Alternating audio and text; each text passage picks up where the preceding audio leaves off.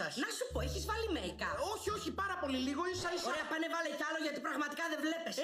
Έλα, πάνε γιατί ο άλλος πήγε να κάνει εμετό πριν. Καλά, πάω. Άντε. Η κυρία Παρμεζάνα με έστειλε πίσω να βάλω κι άλλο make-up γιατί έλεγε δεν βλεπόμουν. Λες και αυτή βλέπετε.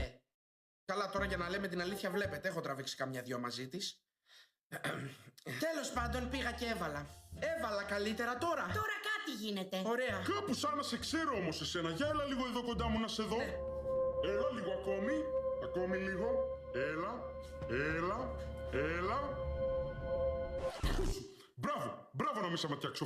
Φτούσου. Πάνε πίσω τώρα. Μπράβο.